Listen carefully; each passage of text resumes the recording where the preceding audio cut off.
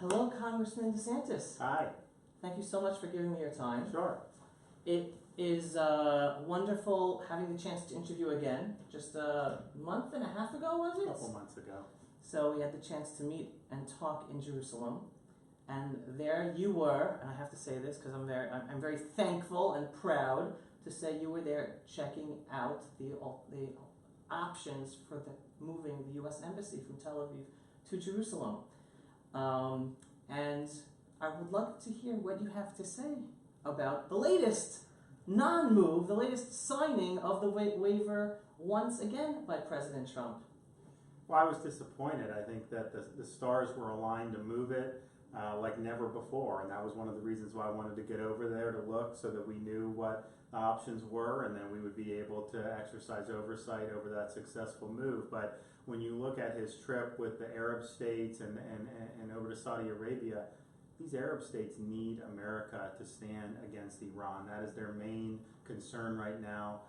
You could move the embassy. They're not going to say a peep because they need America more than ever. And I think also with it being the 50th anniversary of the liberation of Jerusalem, literally a couple days after he left Israel, would have really, I think, been a great capstone to an important part of world history. And if you look at that 6-day war and really the resounding victory against all odds, one of the most important things I think of the second half of the 20th century in terms of defending Western civilization. And man, the reunification of this city, it would have just been such a great moment. And so I think it was a disappointment. The idea that somehow by not moving it, Palestinian Arabs are going to want to somehow come to the table and negotiate, I don't see that. So maybe the president's going to learn that the hard way. But they're not stopping incitement against Jews. They're not stopping to pay the families of terrorists who murdered Jews. They're continuing to go to international organizations, try to impose restrictions on Israel, BDS, what have you. That's not changing. And so hopefully 6 months from now, he says, look, I was tried to work in good faith with these guys. Abbas has already lied to him, but put that aside. Say this is not working, so we have to do it. The thing is regardless of what you're going to do with Palestinian Arabs, whatever you think they're willing to do, I can tell you they're going to be a lot more willing to be reasonable if America is decisively acting by doing things like moving the embassy, because then they see history pass them by, and maybe they'll figure out, you know what, this dream of pushing the Jews into the sea, it's not going to work. Maybe we should try to do something good. And I'm not saying they would make that decision, but I think it's much more likely that they would if we're acting swiftly to do things like relocate the embassy to Jerusalem. I loved hearing that concept and principle from you. I wish that would be heard from more politicians on both sides of the ocean, but thank you for that. But I want to touch upon some of the things you just mentioned. Point number one, President Trump, in the official letter he wrote, he did write, which I don't think any other president has, it's not a question of if, but when, regarding moving the embassy, even though he did not move it now. Do you think that's something we can trust? Well, I would much rather have him wrote that than not write it, and so it's good. I mean, so his word's out there, he made the promise, and I've never been one, I would have wanted it to be moved day one, but I realize there's a lot of issues that go along to it, so I never expected it necessarily to be day one. I thought this 6-month period would have been good, but as long as it gets done, that's really the most important thing. So if he needs time to kind of do it right, that's fine. And he did renew his commitment, which is good, and that's more than other presidents have done. But ultimately, it's not the words that matter, it's the deeds that matter. Right, 100%. And the other thing you touched upon is saying these Sunni countries need America. And I will throw in there, they also need Israel for its fight against the extremists within their own religion in the region. And the line I'm hearing from everybody is, well, this was done because we need their partnership in the fight against terror within Islam, and therefore don't bring up this issue now. They'll just make things worse and be able to work together. Does that make sense? No, because the reason why the Arab countries want to work with America, the reason why they work largely behind the scenes with Israel, isn't because they like Israel or I mean, it's because it's in their interest to do so. So right now it's in their interest to work with the United States, work with Israel, to try to push Iran back into a box instead of letting them run roughshod throughout the Middle East. And then I think they all recognize the threat of Sunni Islamic extremism to their regimes. And so as groups like ISIS are able to gain strength and expand, as the Sunni Muslim Brotherhood is out there spewing really toxic, extreme ideologies, that even though those guys can dabble in that at times, depending on the country, I mean, obviously Saudi Arabia does, I still think they see that as a threat to their continued rule, because I mean, ISIS would love to depose the Saudi royal family and create an even more vicious caliphate there. So it's within their interest to do that. So the idea that you move the embassy to Jerusalem and then all of a sudden they're going to be acting contrary to their interests, no. I mean, they may have kicked up a storm, they may have cried and moaned about it, but at the end of the day, I don't think the interest-based reality would have changed at all from their perspective, and I think they would have continued to work with us.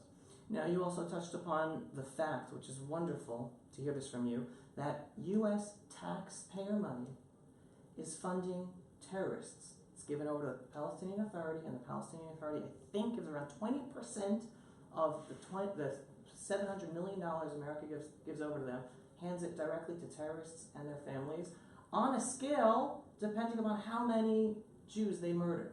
And U.S. taxpayer money is given to this. I know there is the Taylor Force Act on the Hill right now. One, do you think Americans know this enough? Because if you ask me, I imagine Americans would be up in their arms. They knew that their taxpayer money is funding terrorism. And two, do you think there's a chance for that bill? Well, what the Palestinians are doing is an absolute disgrace, and the American government is complicit by letting this money continue to flow to the Palestinian Authority, knowing what is going to happen and knowing what it allows them to be able to do with their resources. And so the Taylor Force Act would basically blow the whistle on this.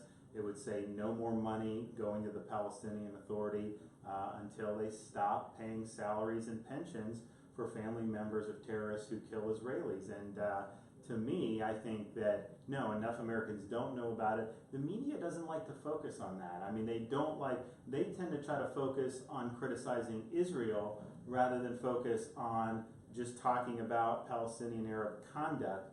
And so you have this real lopsided view of what the media is choosing to put out there. So it's hard for Americans who are busy doing all this other stuff to even come in contact with some of this. You really got to try to find it. Whereas if you just casually follow the news, you can always see anti-Israel articles and news pieces and things like that on TV and other media.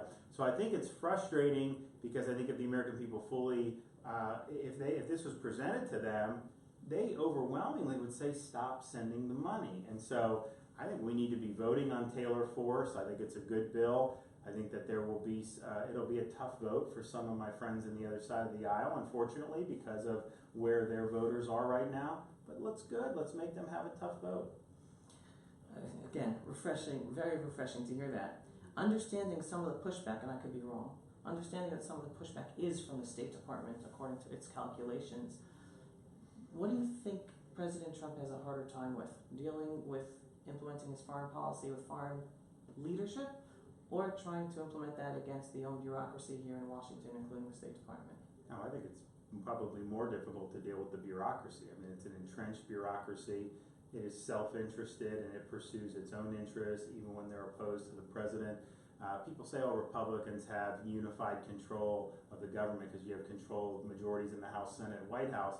But what people don't understand is the president can appoint kind of the upper echelon political appointees. Once you go a level below that in the permanent administrative and bureaucratic state, particularly in the State Department, it is very motivated to pursue a certain perspective. And with regards to the Arab-Israeli conflict, it's an Arabist perspective. And so you see that time and time again. And I just think that's unfortunate, because that's not really representing the president's policy, but the rank and file bureaucrats really are seeking to stymie what he wants to do.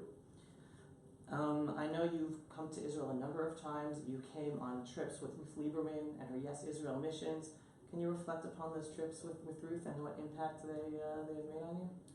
Well, it's interesting. When my district, I think it was 2 years ago, we celebrated the 450th anniversary of St. Augustine, Florida, which is the oldest city in Florida. It was settled by the Spanish in the late 1500s, and it's a big deal because our country was founded 240, 50 years ago, and so that's almost 200 years older.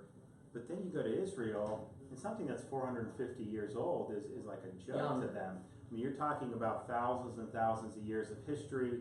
You can actually trace the steps of these great biblical figures, and from a Judeo-Christian perspective, there's no other place like it in the world. And I think anytime anyone goes there, you can read all you want about it, and that's great and that's exhilarating. But until you've actually been there, I don't think it doesn't really hit home.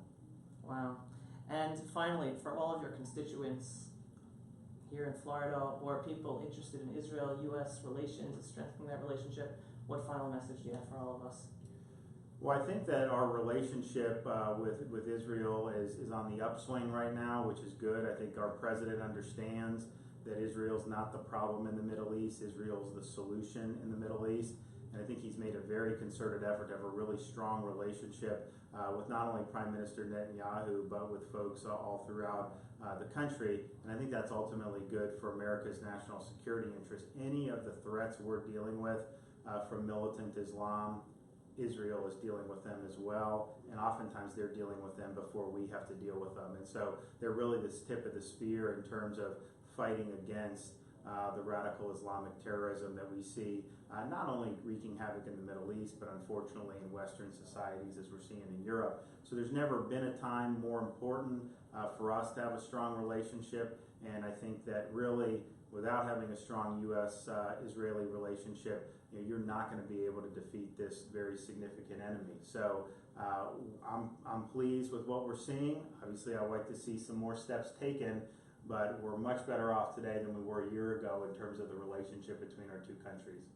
Well, thank you for everything that you are involved in helping strengthen the U.S.-Israel relationship, and may God bless you on your continued work. Yeah, thank you. Appreciate it. Shalom, everyone. Thanks for watching.